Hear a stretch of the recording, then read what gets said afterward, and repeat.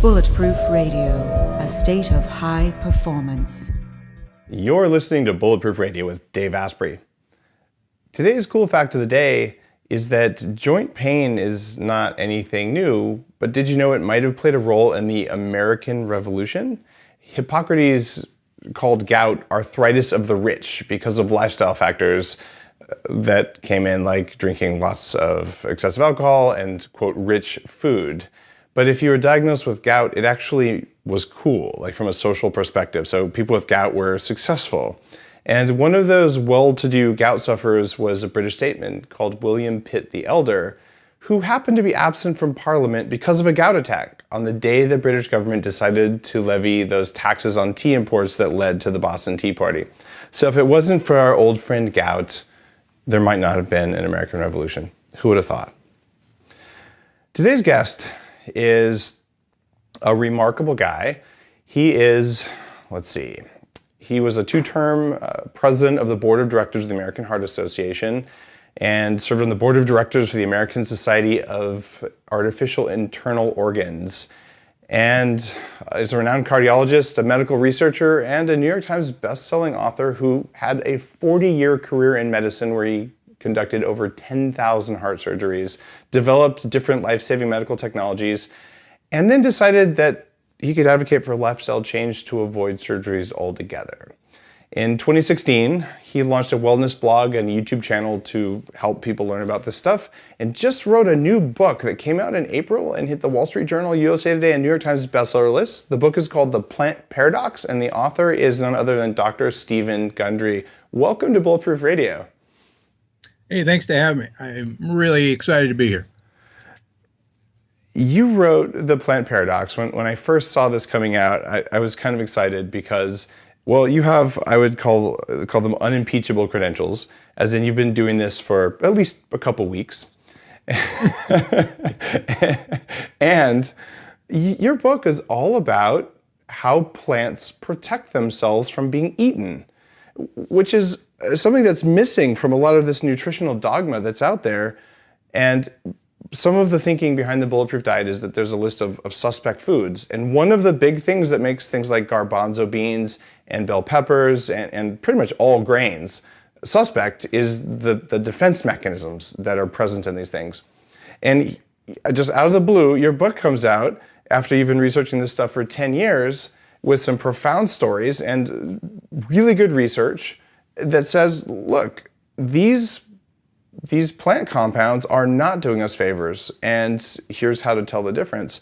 What led you to go down this path of looking at plant toxins versus all the things you could have done? I mean, you're like an artificial heart guy. Well, about 17 years ago, my arc in life was changed, very much like yours was. I was a very famous professor and chairman of heart surgery at Loma Linda University. And a guy from Miami who I call Big Ed was sent to me with inoperable coronary artery disease. All of his blood vessels were clogged up. You couldn't put stents in them. You couldn't do bypasses. And he'd been going around the country to surgeons who take this sort of thing on, and I'm one of those. And he finally got to me, and he'd been going around the country for about 6 months. Now, this is a very obese guy. When I met him, he weighed 265 pounds. And I'm looking at his coronary angiogram, the movie of his heart, and I'm going, I'm really not going to help you. I agree with everybody else. There's just nothing we're going to do. And he says, well, look, I've been at this for 6 months. I've gone on a diet. I've lost 45 pounds. And I went to a health food store, and I bought this big bag of supplements. I've been taking these supplements every day. Maybe I did something in here. And so I'm looking at him going, well, good for you for losing 45 pounds, but it's not going to change anything here.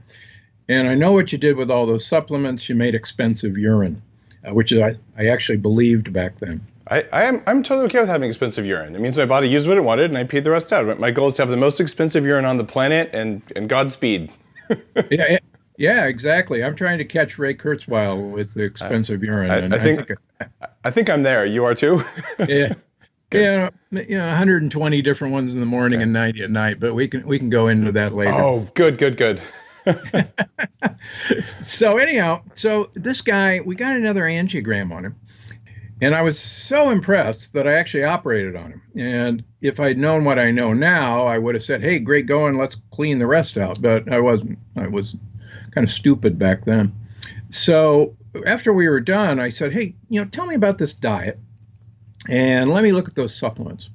So he starts describing the diet, and a few sentences in, I go, "Wait a minute, time out. I had a special major at Yale University back in the dark ages where I had a major for 4 years where my thesis was you could alter a great ape's food supply and alter his environment, and you could prove that you would arrive at a human being." And that was my thesis, which I defended successfully and got an honors, and then tucked it away in my parents' home and went on to do heart surgery. So he's starting to describe this diet, and I'm going, wait, that's my thesis. So this is rather poignant because, like you, I was a very obese individual. I weighed 230 pounds. I'm 5'10". I was running 30 miles a week, Oh. going to the gym 1 hour every day, and eating a healthy, low-fat Adventist diet. Excuse me, Dr. Gundry, you're obviously lying. You're sneaking Snickers bars all the time. If you were doing that, you would have lost weight. Did your colleagues tell you that? Yeah, and I love this. and I could go on any diet known to mankind. The Atkins diet, I could lose 20 pounds and then gain 25. Yes. The Ornish diet, I could lose 20 pounds and gain 25. The cabbage soup diet, and the egg diet. So it was just, and I had high cholesterol and pre-diabetes, and I had such bad arthritis that I actually had to wear braces on my knees to keep running. Wow. And I got migraine headaches every day. Imagine doing baby heart transplants with migraines. It's not a lot of fun. But so I was told that this was genetic because my father was almost identical in all his lab works and about the same size. And there was really nothing I could do about it. So I called my parents when I listened to Big Ed, and they sent my thesis up to me. I've got it actually up here on the shelf, and I put myself on my thesis. And I looked in his bag of supplements, and I was using a bunch of these supplements intravenously down in the lab to resuscitate hearts that had been dead for an hour, and then putting them in a bag of ice water for 48 hours. And it had never occurred to me to swallow the dumb things. Like carnitine and things like that, or? Yeah, like carnitine, like actually grapeseed extract, like lipoic acid, like pycnogenol, coenzyme Q10. And so I started taking a bunch of supplements. And I started sending my blood work. Let me pause you for a second there. Yeah. How long ago was this? This was 1997. So it takes a lot of balls for former president of the American Heart Association to take one supplement, and you started taking all these things. What led you? I mean, that's almost anathema to your profession at the time. What made you do that? Well, you and I know that our ancient ancestors interact with 250 different plant species on a rotating basis. Mm-hmm. And all of those plants have polyphenols, flavonoids that not only turn on our individual genes, but more importantly, they alter the gene expression of our microbiome. And we would encounter these things on seasonal basis. And one of the things I keep telling even my hardcore organic food eaters is, look, if you think visiting a farmer's market every day of your life that you are going to acquire 250 different plant species on a rotating basis. I've got oceanfront property in Palm Springs to sell you. It just can't be done.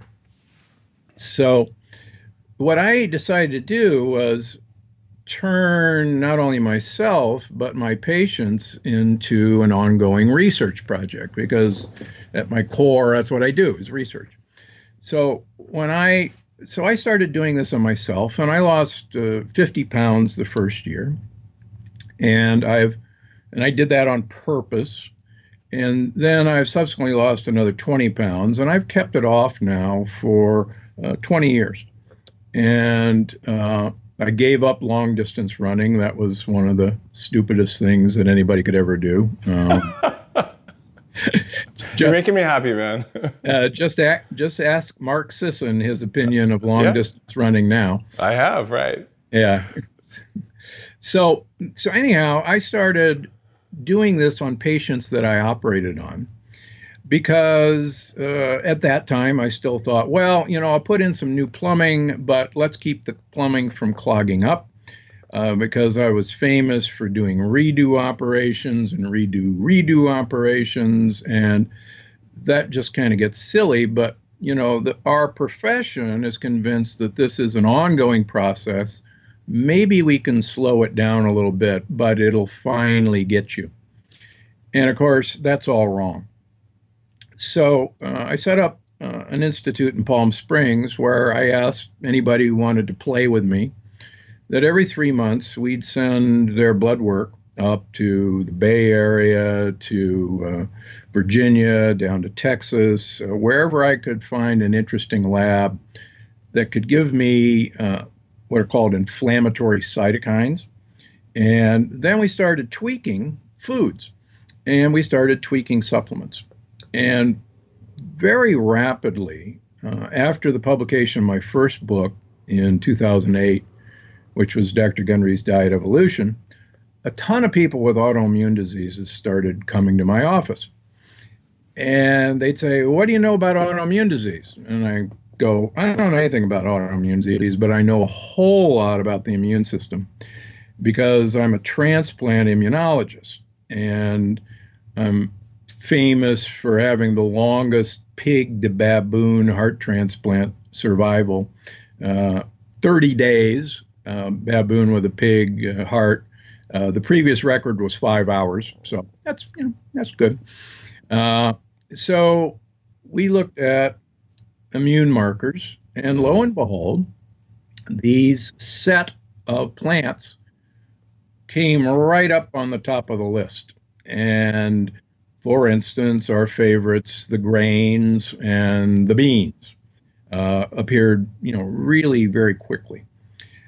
And as you know, and because my research at Yale was human evolutionary biology, we never ate a grain or a bean until about 10,000 years ago, when agriculture got started. Now, the interesting thing, most people don't know that we were very tall creatures 10,000 years ago. We stood about 6 feet tall. But the shocking thing is our brain size was about 15% bigger than it is today. And everybody goes, no, we're little creatures, and we got bigger. No, we were big. Within 2,000 years of agriculture, we had shrunk to 4 foot 10 inches. Wow. Now, why? Because quite frankly, plants don't like us. And, Amen. and they don't want us to eat them, and they don't want us to eat their children, their babies, their seeds. And plants have a problem when animals arrived, because they couldn't run, they couldn't hide, and they couldn't fight. But as you and I know, they're chemists of incredible ability. They can turn sunlight into matter, and I haven't figured out how to do that yet. So what they do is they use chemical warfare. And one of their favorite attack mechanisms is the protein a lectin. Mm-hmm. And lectins are so beautifully, diabolically designed to wreak havoc on an animal predator. I couldn't have done it better myself. But Isn't it true that our bodies naturally produce tons of our own lectins? Like all animals are full of lectins. Absolutely true.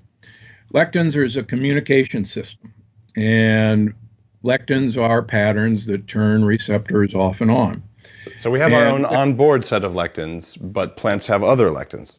Correct. Okay. And one of the interesting things is the longer we've been exposed to a plant lectin, the longer we've had to adapt from not so much our genome, but our bacterial genome. And one of the cool things that I like to talk about is we basically uploaded our early warning defense system to our microbiome. And because the microbiome is capable of rapid alteration in gene expression, and the microbiome actually sends text messages to our immune system to tell us how things are going in the outside world and whether we're being attacked by proteins that are foreign to them or to us. And that's part of the plant paradox, in that, as I talk about, there have been 7 deadly disruptors which have really screwed up this communication system, and how we have been previously protected from a lot of lectins. So to give you an example, there's lectins in leaves, and a lot of them are fairly nasty. But we're a tree-dwelling ape. We came from tree shrews. So I tell women, if they want to call their husband a rat, they're pretty doggone close. And we've been eating leaves for 40 million years. And, we share 99% of our genes with chimps and gorillas. And a gorilla eats 16 pounds of leaves every day. And as I laugh with my carnivore paleo colleagues, the gorilla has more muscle than we'll ever dream of, and all they eat is leaves. So must be something to it. So, I believe that paleo recommends way too much protein because it's a terrible fuel source. And I've been on high protein diets like you have in my quest to lose 100 pounds. And that said, if we ate only leaves, I've rarely come across a profoundly healthy vegan. I agree. Yeah. So there's a comfortable middle ground. I'm like, look, you should be low to moderate, high quality protein, and you should eat low anti-nutrients of all sources, including lectins. In your book, The Plant Paradox, which, by the way, I have a lot of authors on Bulletproof Radio who have noteworthy books. So if you liked the Bulletproof Diet or Headstrong, you really ought to read. The Plant Paradox. There's some overlap in our recommendations. There's some differences in our recommendations, but if you're wondering why some foods make you weak, there's stuff in here that goes way deeper than I ever did in my chapter on lectins. There's a whole book on lectins, and it's worth it. So just a quick plug. And no, Dr. Gundry didn't ask me to do that. I only have people on who have cool stuff. If you're watching on YouTube, go to bulletproof.com/YouTube to find it. That's what the book looks like, and you can tell it's all dog-eared because I went through it and I learned some stuff. So if you're saying we're meant to eat leaves, but some leaves contain lectins, I remember my daughter when she was maybe 2. We had a little garden in our backyard, and she learned she could eat rosemary. And she's 10, she still goes out and eats herbs from the garden just raw, the same way I do.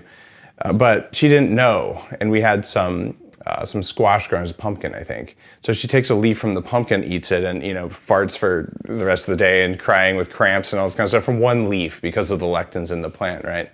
Yeah. So in my experience, in fact, here's another one. I'm profoundly lectin sensitive. I figured this out a while ago, and if I eat one bite of potato, especially the nightshades for me are just kryptonite, but all the grains suck. So if I eat one of those things, I get the upper back pain that I had my entire adult life until I figured this out. It was always along the upper spine. I had arthritis in my knees since I was 14. And so I would never touch this stuff. My son, who's 7, and they started putting one potato in the soup they make at school. And sure enough, he needs a massage every night in his neck for the entire week from that one thing. But my daughter can eat a potato with no effects, at least none that we can see right away. I tell her don't eat potatoes. They're probably not biologically very good for our family. Why the difference in responsiveness between two of my own offspring? Like, what's going on there? That's a great question. And, half of my practice now is autoimmune diseases. And the really cool thing is there's usually a family history component. Yeah. And when I do family trees, and it's fascinating that there's usually, IBS, or there was diarrhea, constipation, or lots of hypothyroidism, lots of rheumatoid arthritis. But so there's clearly a genetic predisposition. And we look at all the markers that are known for autoimmune diseases, and clearly a lot of people carry these. Yeah. But what's interesting is in my book, there are people who react to these almost instantaneously, and I call them canaries. Coal miners used to go into the mines and they couldn't smell the methane gas.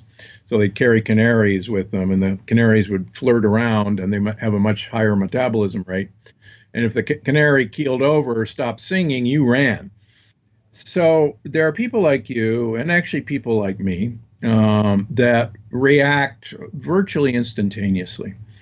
And that's a huge benefit, actually. Yeah. But what's been fascinating to me is that I'm now absolutely convinced that every one of us is sensitive to the major lectins. And we may not feel it until 10, 20, 30, 40 years ago, when we have bone-on-bone arthritis, or we have 3 blood vessels that are clogged up, and you go, gee, I eat a healthy low-fat diet, and I run 40 miles a week, and that doesn't make any sense.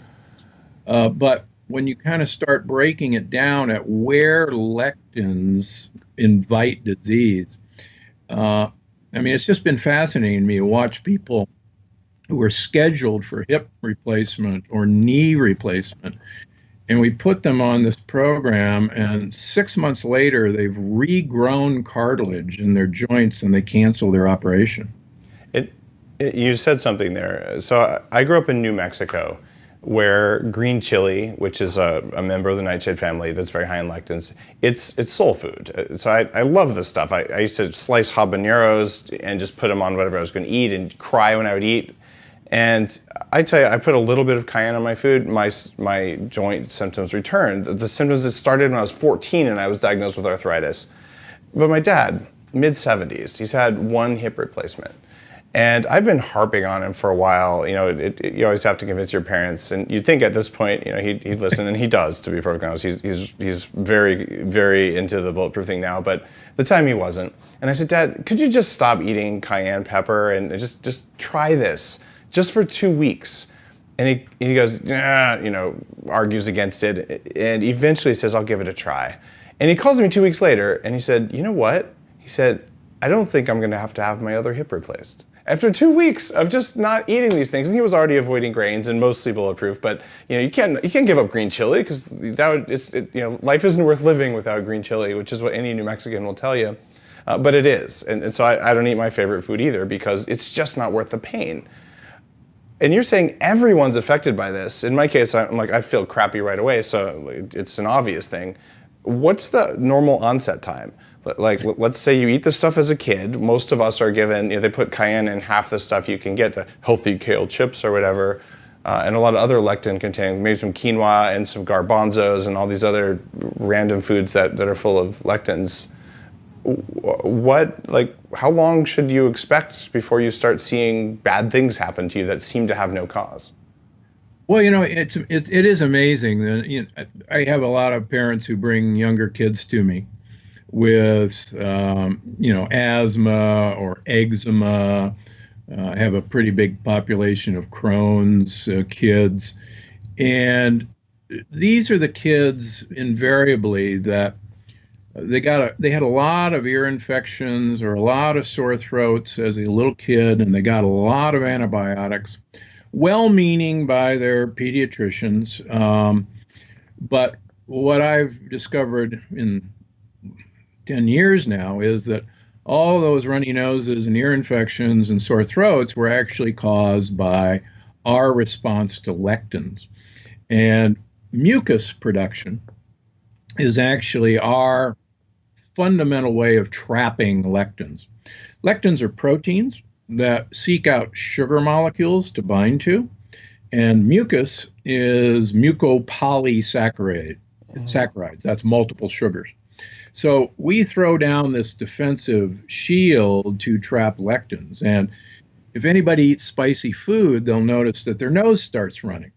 And it's even got a medical term called gustatory rhinorrhea. And the hilarious thing is that it's actually us trying to protect ourselves from lectins. So it's really cool when these kids with eczema or asthma or tonsils, when we take lectins away from them, and it's difficult because our culture is just, lectin centric, then they clear up so fast. And then the kids actually notice if they reintroduce one of these little troublemakers, like one kid, a couple of grape tomatoes flared his asthma. One kid had a couple of bites of pizza at a party and his eczema just blossomed. Then they know, they become so sensitive that it's no fun to eat these foods anymore. Most definitely. My kids feel the difference from the stuff they're sensitive to, and they haven't been exposed that much. But can you explain Greece?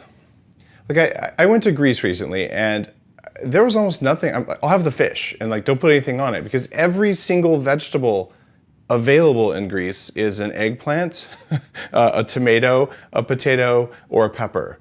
And those are all super high lectin nightshade family foods, and maybe a grape or something if you're lucky. But why is everyone in Greece not just falling dead from heart disease early on? In fact, the Mediterranean diet is from there. Yeah.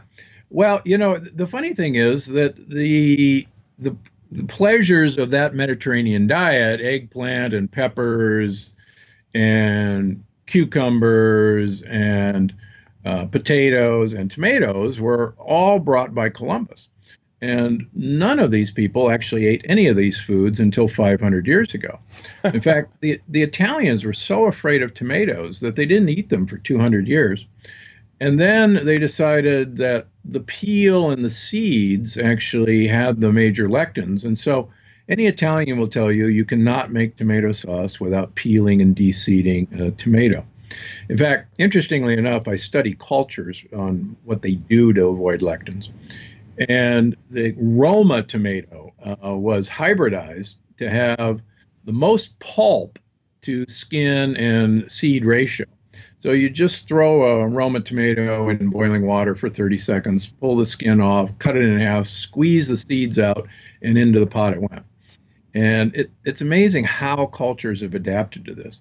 My grandmother on my mother's side was French, and she taught my mother that you could not serve a tomato safely without peeling it and de-seeding it. And so all my life, I ate peeled and de-seeded sliced tomatoes. And it wasn't until actually one of my first days at Yale that I was served a tomato with, peels and seeds. And I thought it was the weirdest thing I'd ever seen in my life. That who would eat something like that? So, go ahead. But getting back to Greece. Interestingly enough, the arthritis rate in Italy and Greece and Sardinia is incredibly high. And it was one of the things, the Sardinians actually have one of the longest lifespans of any, but they actually have one of the highest autoimmune disease rates in all of Europe. And I'm convinced that it's actually these healthy foods that have been blocked by the other healthy foods they eat. I mean, they drink a ton of olive oil. A liter of olive oil a week is considered a great idea, and I actually like that idea. And they drink a lot of polyphenols in wine. Yep. And the Greeks eat huge amounts of various plants. Purslane is an amazing plant in and of itself. And it turns out that we used to think purslane was a heart-healthy plant because it has a lot of omega-3 fats. It turns out the modern research shows that purslane is so good for you because it has huge amounts of prebiotics, inulin, which feeds friendly bacteria. So our first guess about purslane was wrong about the omega-3 fats. It was actually that it was incredibly high in microbiome-friendly fiber. And the microbiome-friendly fiber effectively increases short-chain fats, not Correct. the omega-3s, because when your gut bacteria digests it, it makes the short chain. You've got the short ones, you got the medium ones, you got the long ones, and they can all be saturated, which is kind of weird. Yep. And the nice thing about your MCT oil is that it's a medium chain saturated fat that does not have to travel on kilomicrons to be absorbed. And I spend a lot of time in the plant paradox showing people that MCT oil is incredibly useful because these little particles of bacteria, which are called lipopolysaccharides, LPSs. I don't swear, but in the book, I can't resist calling them little pieces of shit because that's actually what they are. These pieces of bacteria ride on kilomicrons through our gut wall. And I'm convinced that they're a major problem in everyone's health. Now, there are two kinds of chylomicrons with different molecular weight. Do LPSs ride on both of them? Pardon? Yeah, they can both. Yeah, they can ride on all of them. But the really cool thing about MCT is that it does not need a chylomicron to be absorbed through the intestinal wall. It's quite unique. It is. And in several different studies, it's also protective against LPS toxicity in the rest of the body. So even if another fat, like a saturated fat, say butter. Was to carry something through in the presence of an MCT, the MCT has a protective effect. That's one of the reasons that I put those together in Bulletproof Coffee, was because if you have a high-fat diet without enough vegetables, without maybe activated charcoal to bind LPS, you will contribute to inflammation. So saturated fats that are damaged or with an unhealthy microbiome might not be a good idea, right? Correct. Now, you mentioned something about kids with strep throat and antibiotics. That describes me to a T. I was obese as a teenager. I was on antibiotics for more than 15 years every month, a chronic strep throat. But I lived in a basement that had toxic black mold in the walls, which also triggers autoimmunity. In fact, the big categories of suspect foods in the Bulletproof diet are high mycotoxin foods, high lectin foods, high oxalic acid foods, which tend to, actually oxalic acid is also triggered by fungal infections like candida in the body and triggers gout in addition to uric acid and things like that. And so I'm saying, look, these affect different people differently, but they're not good for any of us. What interactions between the autoimmunity or just between lectins and these other poisons made by fungus and in some cases bacteria in water damaged buildings, what have you seen in your practice? Great question. There's a wonderful woman. I didn't put her in the book because she's actually a very private individual. She came to me, she was from San Diego and had bought a house and that was newly constructed, but she didn't know that it was constructed during a lot of wet weather in Southern California. Yeah. She had a ton of toxic black mold in her house, and she moved out, and you would know her name because she's become a bit of a world expert on toxic mold. She's probably been in my documentary then, because I did. Yeah, and maybe not. She moved out to the desert, and she literally could not go anywhere. She couldn't go to doctor's offices, she sense it. So she came to me, she said, I hear you're different.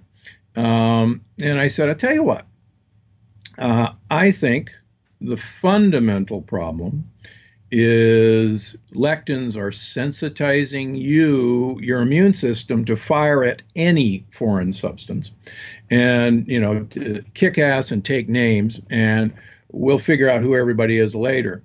So I said, humor me, take lectins out of your diet, and let's see what happens. And sure enough, within 2 months, she was back. All of her immune system activation that I measure was down to normal. And, she says, "Oh, you're a genius. It was the lectins." I said, "Well, no, no, no. The molds were getting you, but it was, I took away the other primary signal. So your immune system calmed down."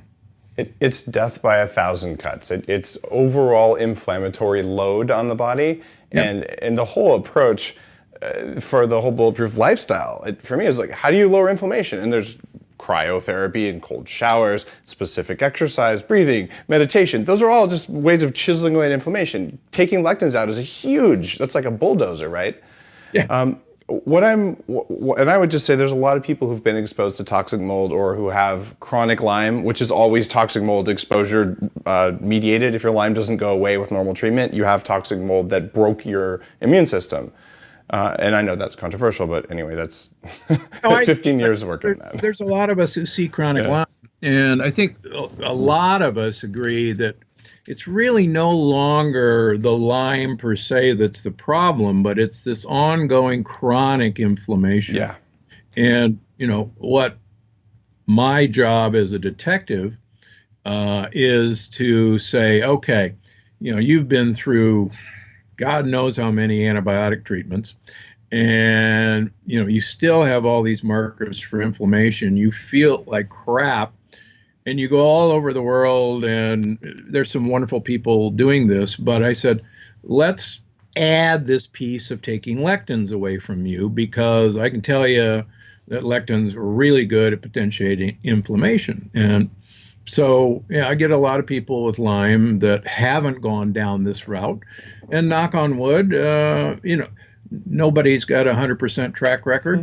Mm-hmm. If somebody says they got a 100% track record, don't believe them. A lot of times this works just great. So there's a prominent person in the health field who advocates a high legume, high bean kind of a diet. Came down with chronic Lyme, and we had some private conversations. I'm like, you need to get some brain octane, you need to do cyclical ketogenic, and lo and behold, like magically things did resolve. And I've seen this over and over where it's one thing in the diet that's holding you back, so then you can't handle other things. And growing systemic resilience is actually a core part of my anti-aging strategy, where I want to turn off inflammation, I want to monitor my inflammation markers, and then I want to keep doing everything possible to be able to just stay on top of that so that the body can repair itself. So I'm working on a method of stack ranking. Like, how do I know which lectins matter most for me? Like you're saying cucumbers. Most people tolerate cucumbers pretty darn well. In the overall scheme of lectin-containing foods, I would put them at the bottom of the list. White rice is another one. We're like, we polish the brown stuff off for a reason, so most people tolerate those. Yeah, it could be a problem. Eggs, if you tolerate eggs, they're a superfood. If you're allergic to eggs, stay the hell away because they're full of lectins. Stuff like that. How is someone listening to this show going to know, do I just avoid every food with every lectin, and pretty much I eat like the most boring, restrictive diet, and I go to restaurants and I'm just like Dave and I tell them, just put salt on my food already. I don't want your other crap. Like, how far down do you have to go on this list? And do you have it stack ranked, or is there a genetic test? Like, how do we know? Well, yeah, I mean, one of the things I published years ago at the American Heart Association is there's a hormone called adiponectin. Mm-hmm. And adiponectin is actually supposed to be a darling of weight loss and health. And I started noticing that my patients with autoimmune diseases had elevated adiponectins. And I said, gee, that's interesting. This is supposed to be good for you. And then I started looking at the literature, and it turns out that people with rheumatoid arthritis have elevated adiponectins. And then there's a beautiful study from the New England Health Study showing that skinny women with elevated adiponectin levels have a very high incidence of dementia. And that doesn't make any sense. So I started looking at another inflammatory cytokine called TNF-alpha. Mm-hmm. And I showed that if people had an adiponectin level from a particular lab called Singulex, which is in the Bay Area, above 16, that they were sensitive to major lectins, and that usually their TNF alpha was elevated. And I showed in 800 people that if you took the major lectins away from them, that their TNF alpha would fall to normal, but their adiponectin would remain elevated. So I proposed, and I still use it to this day, that an elevated adiponectin level is a marker for lectin intolerance. Now, Wow. the only people who that won't show up on are obese people. Obesity will absolutely depress adiponectin, but the fascinating thing is when I take obese people and put them on my lectin-limited diet, that as they lose weight, their adiponectin heads up into the abnormal range, and I go, I knew it. I knew you were lectin sensitive, and here you are.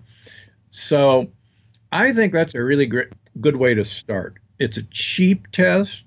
Anybody can draw it on anybody. And I think if you're 16 or above, you ought to pay attention. Okay. So how's that to start? That's helpful. So you know if you've got a problem, and then how do you know if you have a problem with cucumbers versus bell peppers? Is there a way to Great differentiate? question. Yeah, so great question. So what I'll do, and I talk about this in the book, let's kind of clean up your act. You can hate me for a few weeks. Amen. and then let's start reintroducing a class of foods. Yeah. Let's use small cucumbers. Let's use small zucchinis. Let's peel the skins, give it a try for a couple of weeks. Now, in my office, when we reintroduce foods, we'll draw inflammatory markers on them. And if the inflammatory markers go up, they may not even have felt it because it's so subtle, but we'll go. There's a great story in the book about a woman who had rheumatoid arthritis her entire life. And we got her off of lectins. We got her off all of her immunosuppressants. I mean, these things are long-term deadly, as anyone in the transplant field knows. Just ask Glenn Fry how he felt about immunosuppressants. Right. So she got off everything, and she was thriving for several years. And I eventually kind of see her back every 6 months. And I'm looking at her labs, and she's got this TNF alpha that's up for the first time in 2 years. And I said, "You're cheating." And she said, "Me? Are you crazy? I feel so great. I'm off of drugs. My hands work. Why would I cheat?" I said, "I'm telling you, there's something in your diet." And so we start going down the no food list, and we get down to American nuts. And peanuts and cashews are American beans. They're not nuts at all. And so are sunflower seeds, pumpkin seeds, and chia seeds. Mm-hmm. So she gets down to cashews. She said, "Oh my gosh, I've been on a cashew kick. I forgot all about cashews. In fact, I've got a bag of cashews in the car right now that I was eating on the way here." And I said, "That's it." And I said, "Okay, come back in 2 weeks, throw away the cashews." Sure enough, her marker went right down. It's interesting. I totally recognize that some people are going to react to cashews. And so I use cashews in the Bulletproof collagen protein bars because you basically need a binding agent. And I looked at immune reactivity to nuts. And cashews are one of the lowest nuts. Macadamias are too oily. You can't use them for that purpose. Otherwise, I would have. Yeah, that's the best. Yeah, but you could put a couple of them in something, but like they drip oil, right? And I have the highest fat load of any bar out there by design, which is awesome, and lots of brain octane, which is also a liquidy oil.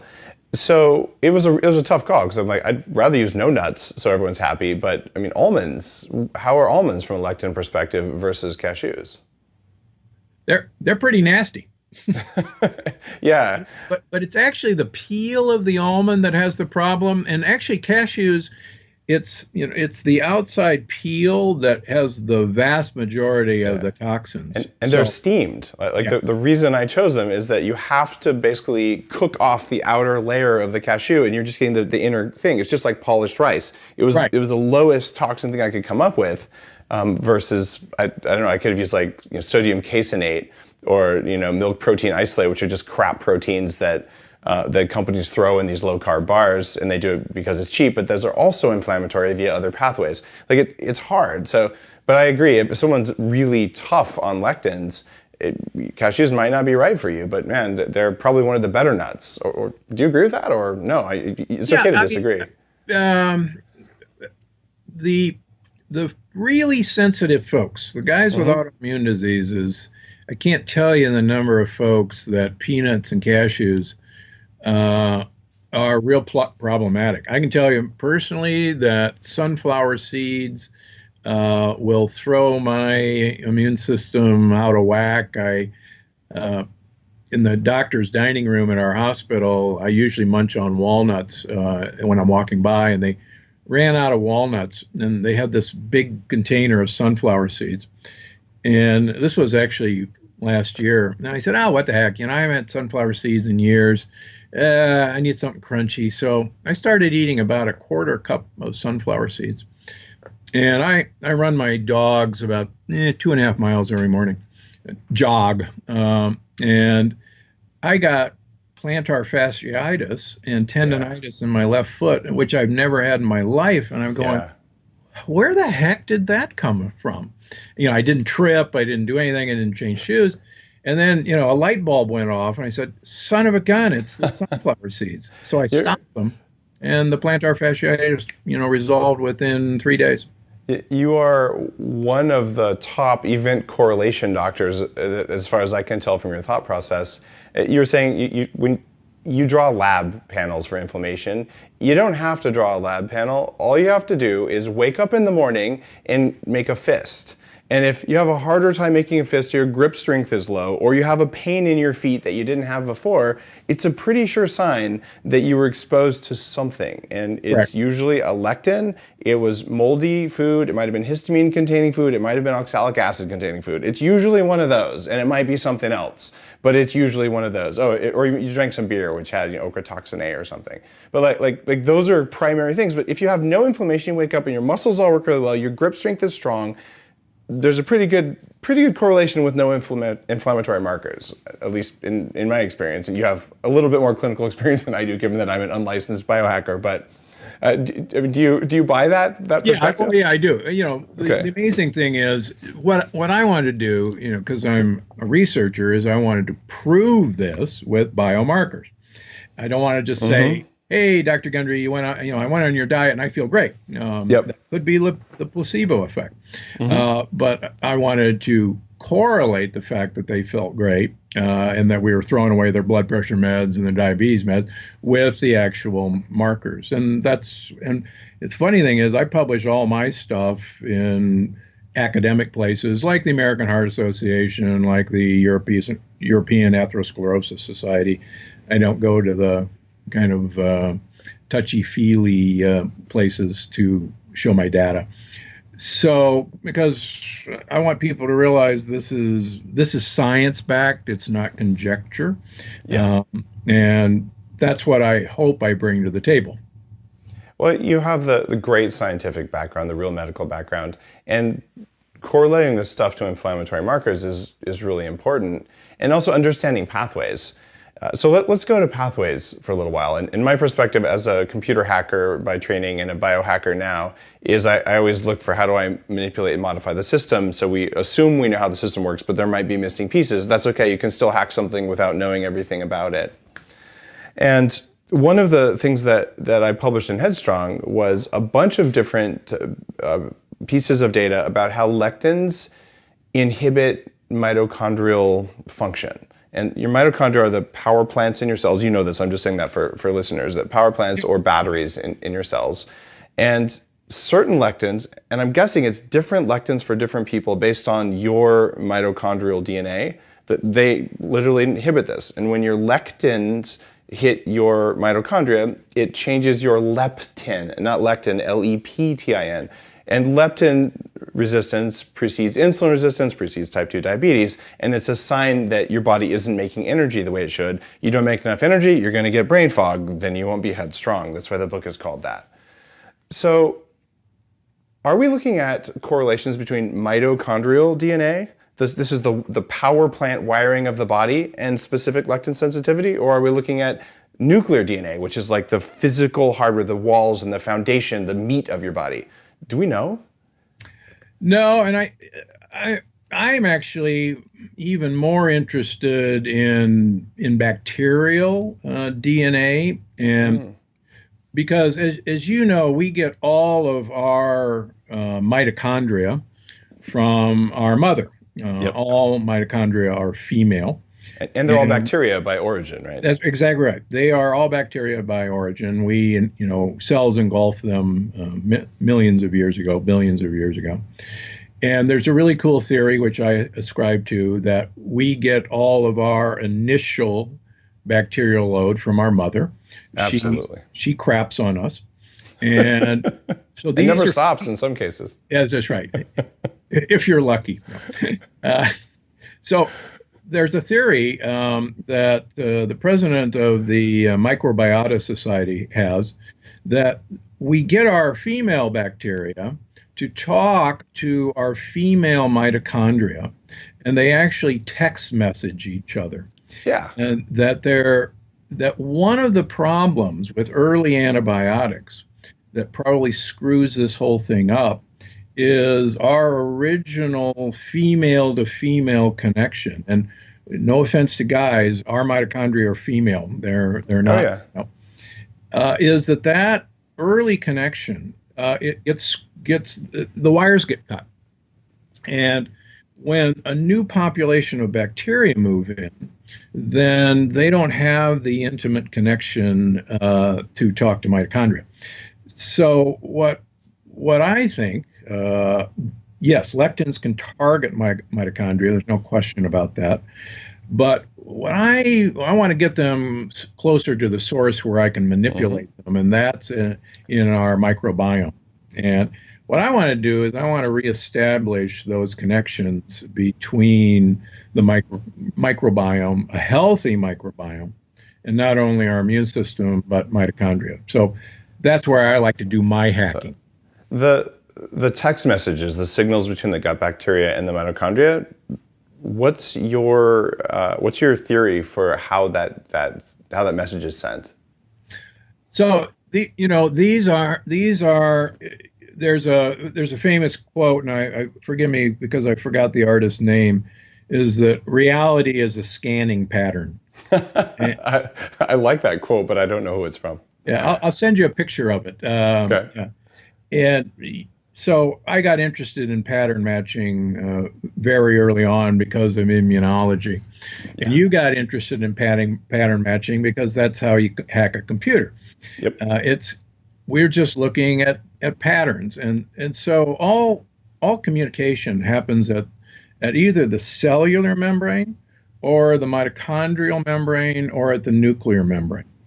And this is where information is exchanged. And, we're so stupid, we don't realize that you can take a nucleus out of a cell, and that cell can do just fine and get tons of information and respond to outside information without having a control center. And so we've got it all backwards. The cellular membrane is where all the hacks or all the communication goes on. And that's how it happens. So these bacteria produce hormone-like substances that enter either our lymphatic circulation or enter our blood. And they then attach to membranes, either the cell membrane, or they're quite capable of passing through the locks in a cell membrane and attach to a mitochondrial membrane. And they exchange information. We're just, as you know, we're now just scraping the surface on this, but that's where all of us are trying to figure out how to keep these little swallowed bacteria happy.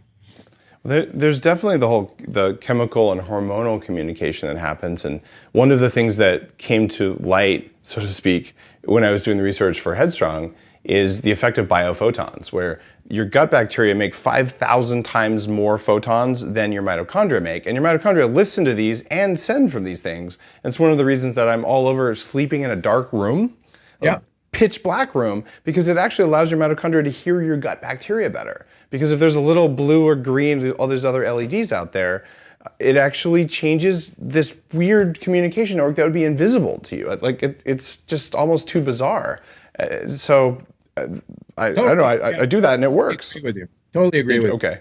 So you think blackout room is so important because photons can go actually right through the retina. Yep. And in fact, all right, I'm going to have to talk about these things. I did some research on mitochondria in the eyes, and I don't know if there's a lectin connection here, but I'm asking you. And it turns out that 5% of the retinal cells are melanopsin sensors. They have extra mitochondria, but they take light and they don't send it into your visual processing at all. They send it into the SCN in the brain, which controls your daylight cycle.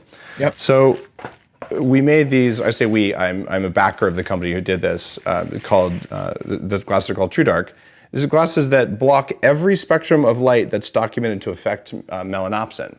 So you're basically tricking the mitochondria in your eyes into believing it's absolutely pitch black. And I doubled my deep sleep if I wear these for an hour or two before bed, and I don't get jet lag at all if I use these on long flights. And it's how do I get one? Wow, it's almost like we arranged this ahead of time, except we didn't. You can tell because I'm unwrapping them on the video. But these are on the Biohacked website. But the reason I'm asking here is we're getting into these biosignaling things. What do lectins do for biophotons? What do lectins do for sleep? Like what do they do for vision? Like take me down that road. Okay, so one of the guys I talk about in the book, whose name is Tony. Tony had alopecia, and he had huge white spots on his hands and his arms, and some on his face. Michael Jackson had alopecia. And so, vitiglio or alopecia or both? Vitiligo. Sorry. Okay. I was seeing a patient with alopecia earlier today. Yeah, vitiligo. Okay. Loss of pigment. And when he went on my program years ago, his vitiligo disappeared. All of his cells grew back. And he said, so, how'd that happen? Now, I could have been, a wise guy and said, well, my diet's very anti-inflammatory, and so that's how it happened. And I went, no, that's too easy. So I looked into melanocytes, and melanocytes are modified nerve cells. Yeah.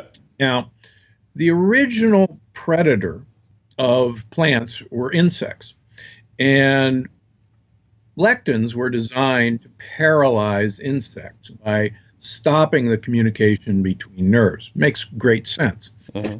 And so I said, wait a minute, these are modified nerve cells and lectins targets are nerve cells. So it was the lectins that were doing this. And fascinatingly, I lost touch with him, and he saw me at a conference about 4 years ago, and his vitiligo was back. And I said, hey, what's the deal? And he says, I'm eating sloppy. And I said, well, let's do this experiment. Let me give you the 2-page list again. Come back on it and let's see what happens. And we were just on a panel at Harvard 3 weeks ago on a wellness symposium. And he was sitting right next to me. And he held up his hands and they were clear. And he says, I got to tell you, I am living proof that lectins target melanocytes. So I've been fascinated that lectins have the potential to target the melanocyte receptors in our eyes and screw up our deep sleep cycle.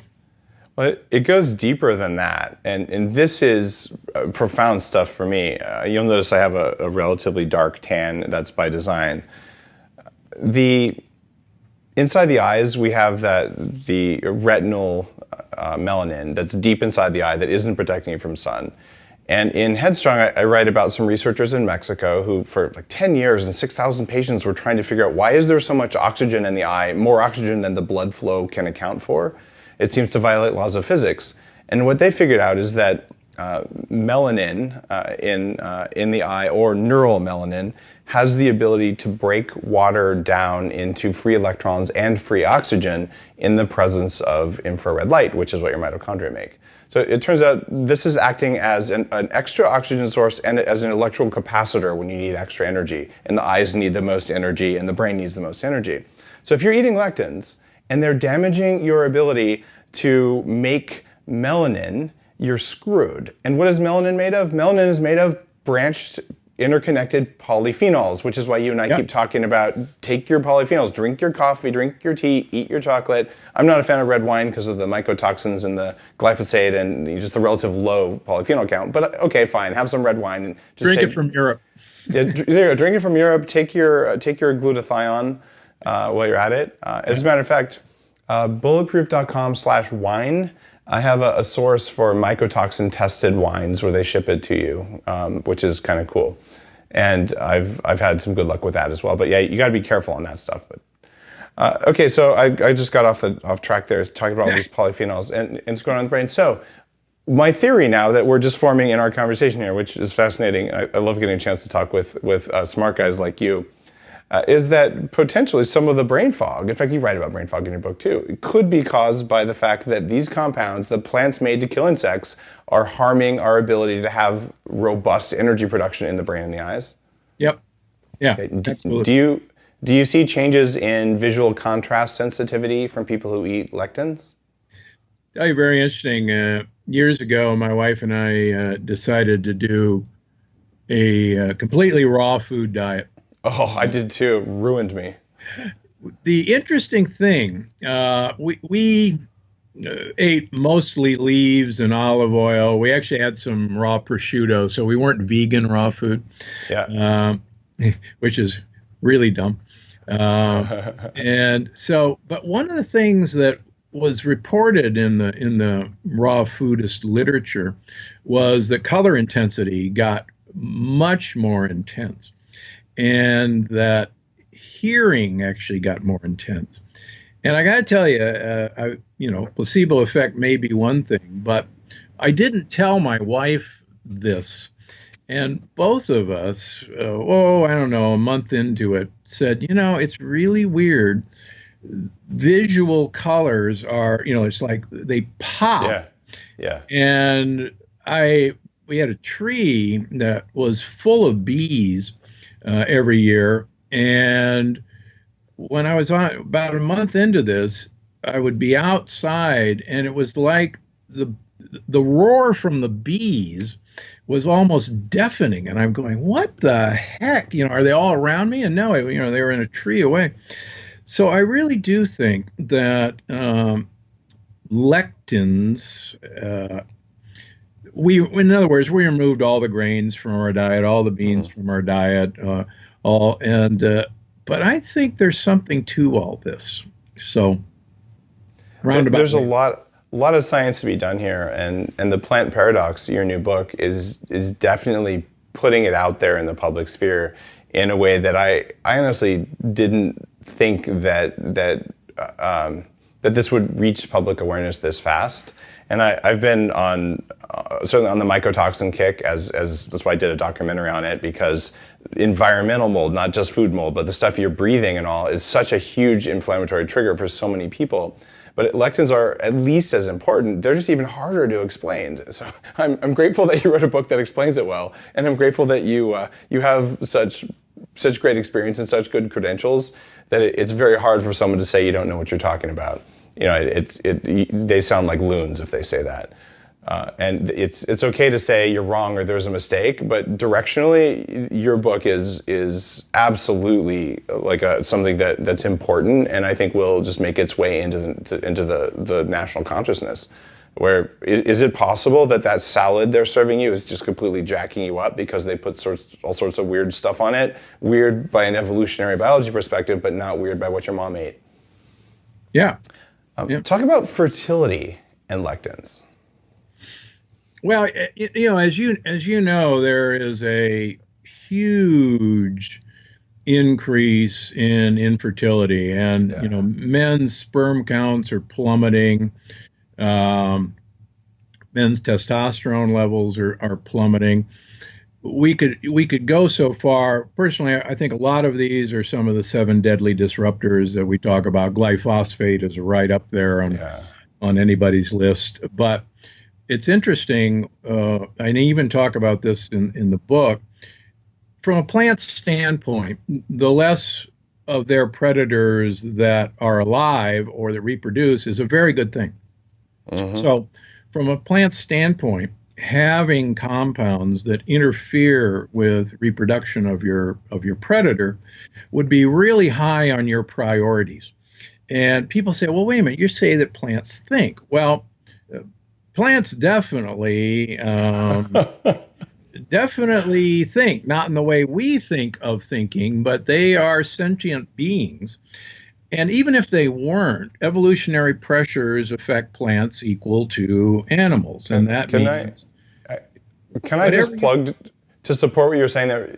You have to read the Secret Life of Trees. Anyone listening who thinks plants aren't sentient, just read that book. They change their toxins based on predation really yep, quickly. So what you're saying there is credible and proven. So all the skeptics who just didn't listen to that, no, listen to what he says. So keep going. Anyway. yeah. And I'll give another plug. One of the books that really started me down this path was Michael Pollan's first book, The Botany of Desire, Yeah. and about how plants manipulate animals to do their bidding. Hmm. And anybody, yeah, the Secret Life of Trees the same way. These guys not only think, but the evolutionary pressures are that if you come up with a compound or compounds that either make you less edible, but more importantly, make your predator either leave or die or not reproduce, then that compound will be selected. And they've had 400 million years to do this. And, we've been around 2 million, maybe. Uh, they've, boy, practice makes perfect. And the more we realize that, this has been an ongoing battle from the day the first insect crawled onto land and said, man, this is the Garden of Eden. Look at everything there is to eat. And the war started right then. And people have to realize that it's an ongoing battle. And they're really clever. They So, are really clever. uh, So they're going to inhibit fertility for that reason. yeah, and yeah, exactly. And the problem is, over the last 10,000 years, we've evolved to eat an incredibly lectin-rich diet of things we weren't even designed to eat. You know, 75% of all the carbon atoms in the average American come from corn, and 5% of the carbon atoms in a European come from corn. And nobody ate corn until 500 years ago. I mean, it's just such a foreign compound. It's a high lectin and a high mycotoxin food. Oh, yeah. Huge mycotoxins in corn. Yeah. All right. I've got a hard question for you. If you had to eat a plate of French fries made with potatoes fried in canola oil from a restaurant, or smoke a cigarette, which would you do? I have to go back to my friendly neighborhood, the Kitavans or Kitavans. Right? They smoke like fiends. Mm-hmm. They eat taro root, and actually taro root makes great French fries. It does. And they live into their mid 90s, and there's never been a case of heart disease, and there's never been a case of lung cancer, and there's never been a stroke.